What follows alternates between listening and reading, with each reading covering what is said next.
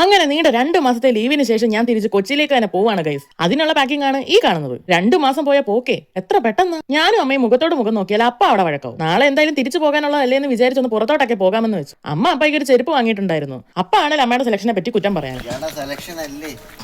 അമ്മയുടെ സെലക്ഷൻ ഇയാളും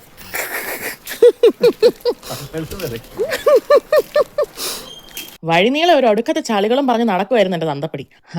എന്റെ അല്ലേ തന്ത. പിന്നെ ഞങ്ങൾ വെറുതെ അമ്പലത്തിന്റെ ഭാഗത്തൂടെ ഒക്കെ ഒന്ന് നടന്നു. ഞാൻ നാളെ തിരിച്ചു പോകുന്നത് കൊണ്ട് അപ്പ കുറെ കഴിക്കാനൊക്കെ വാങ്ങിച്ചു തന്നു. പിറ്റേ ദിവസത്തെ രാവിലെ 9:55 ബസ് ബുക്ക് ചെയ്തിട്ടുണ്ടായിരുന്നു. ചേച്ചിയോടും ലെല്ലുവിനോടും ടാറ്റ ബിർള പറഞ്ഞ് കാവടി തുള്ളി ഇറങ്ങിയപ്പോഴേ തോന്നി ട്രാജഡിയായി തിരിച്ചു വരേണ്ടി വരുമെന്ന്. KSRTC സ്റ്റാൻഡിൽ എത്തിയപ്പോഴാണ് അറിയുന്നത് ബസ് ക്യാൻസൽ ആയെന്ന്. ഇവർക്ക് ഇത് നേരത്തെ ഇൻഫോം ചെയ്തുകൂടായിരുന്നു. അറ്റ്ലീസ്റ്റ് രാവിലെ 8 മണി 9 മണിക്കെങ്കിലും പറഞ്ഞിരുന്നെങ്കിൽ ഞങ്ങൾ കെട്ടിപ്പറക്കി ഇറങ്ങില്ലായിരുന്നു. പിന്നെ വൈകിട്ടത്തെ 6:30 ട്രെയിനിൽ കയറാമെന്ന് വെച്ചു. പോകുന്നതിന് മുമ്പ് കുറച്ച് നന്മ പകരാമെന്ന് വെച്ച് കാക്കയ്ക്ക് ഫുഡൊക്കെ ഇട്ട് കൊടുത്തു.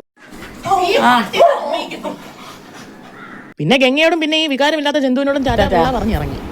ചിരിച്ചൂടെ?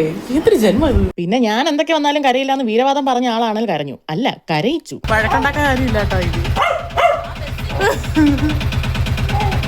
കണ്ണീരുണ്ട്. ഇനി സുഖമായിട്ട് പോയിട്ട് വരാം. അങ്ങനെ ടിക്കറ്റ് ഒക്കെ എടുത്ത് പ്ലാറ്റ്ഫോമിൽ ട്രെയിനും കാത്ത് നിൽക്കുമ്പോൾ ദാ വരുന്ന മുണ്ടും മടക്കി കുത്തി നെഞ്ചും വിരിച്ച ഒരാൾ എന്നെ യാത്ര അയക്കാൻ വരുന്ന വരവ. അങ്ങനെ അപ്പയ്ക്ക് ടാറ്റയും ഉമ്മയും പാപ്പയൊക്കെ കൊടുത്ത് ട്രെയിനിൽ കയറി. സീറ്റ് കിട്ടിയതിന്റെ സന്തോഷമാണ് ആ മുഖത്ത് തെളിഞ്ഞു നിൽക്കുന്നത്. അമ്മ വീട്ടിൽ നിന്ന് നല്ല ദോശയും കട്ടച്ചമ്മന്തിയും ഒക്കെ വാഴയിലേക്കകത്ത് പൊതിഞ്ഞെടുത്തിട്ടുണ്ടായിരുന്നു. അങ്ങനെ അതിരുന്ന് കഴിച്ചു. പിന്നെ കുറെ നേരം റീൽസ് തോണ്ടിക്കൊണ്ടിരുന്നു. അമ്മയ്ക്ക് പിന്നെ പരദൂഷണം പറയാൻ അവിടെ കുറെ ആൾക്കാരുണ്ടായിരുന്നു. പിന്നെ ഒന്ന് ഉറങ്ങി എണീറ്റ് നോക്കുമ്പോൾ ഇടപ്പള്ളി എത്തി. അപ്പൊ ഓക്കെ ബൈ.